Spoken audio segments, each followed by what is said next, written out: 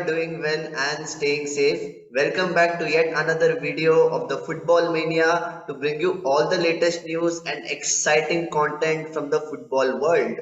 As we are going into the crucial round of 16 stage of the FIFA World Cup, we can see some exciting contests, and let's be honest, it was yet another classic yesterday between Portugal and Uruguay, two teams who have a recent history of coming up against each other, where Uruguay got the better of Portugal.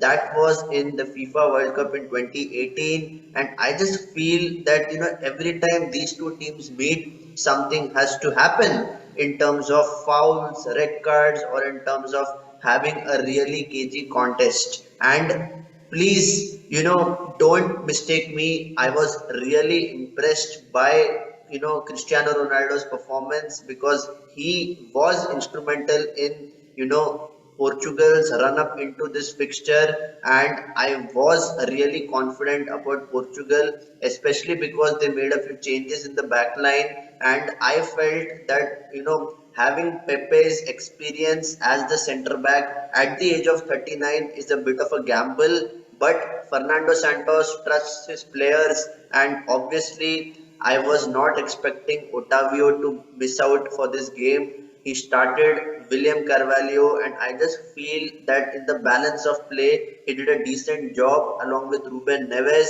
And if we talk about Uruguay, I think Diego Alonso has a lot of things to ponder over because his starting lineup, to be honest, was quite good. I expected Luis Suarez to go on the bench, and I expected Edinson Cavani to start along with Darwin Núñez. And Facundo Pellistri was just exceptional in the first game against South Korea, and I didn't understand why he left him out because he can give you that kind of electric pace in the right wing, and the midfield battle was always going to be crucial for this match. When Rodrigo Bentancur and Federico Valverde, both of them decide to charge or press higher up the pitch, that would leave wide spaces open for the likes of Bernardo Silva and Bruno Fernandes, who can dictate the tempo of the game.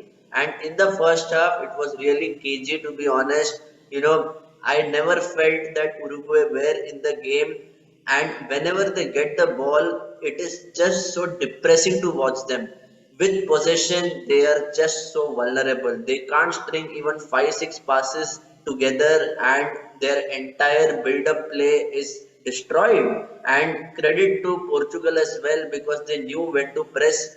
Every time Uruguay was playing it out from the back, only Joao Felix was pressing higher up the pitch. He was triggering the press, and in some occasions, even Bruno Fernandes was joining him, which was creating a sense of pressure. But I feel that the nerves of playing a big contest got the better of Uruguay, and even in this case, when you have a player like Federico Valverde in your wings, I feel that he could have been utilized in a much better way, and he should have got the ball more often than not because for a fact that Federico Valverde will make those runs. He's very good in dribbling with the ball. He can carry it forward to the final third, and he is very, very calm and composed in front of goal. And he should have got that kind of freedom in this Uruguay team. However, Diego Alonso likes to play with a standard four-man at the back, and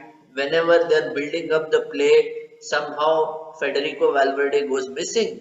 And whenever they were trying to create a transition, I would say that Portugal's backline was quite structured, and their midfield was knowing especially when to press, and they were kind of playing with a double pivot, and Ruben Neves was once again quite good. He was calming things down for Portugal, but take nothing away from the fact that Portugal were the better team throughout the first half. They had a few chances, but in the balance of play, I think the stalemate was a fair scoreline. And going into the second half, I thought that Uruguay will have a reaction which would change the course of the match.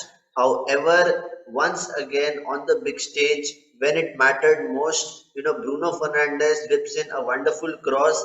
There was a doubt whether Ronaldo actually touched the ball because it went directly into the goal, and ultimately it was awarded to Bruno Fernandes. 1-0 to Portugal, and after that it was only one-way traffic. And I just don't understand that why teams are taking, for them to concede a goal first and then react to the situation. As soon as the goal went in, Uruguay was trying to play better football. They were stringing the passes with much more intensity, and they were very, very accurate in terms of their gameplay. And this could have happened right from the first whistle. Just imagine the scenario where Uruguay is building up from the back with composure, with the temperament, and moving it to the final third right from the first whistle. That just did not happen with Uruguay.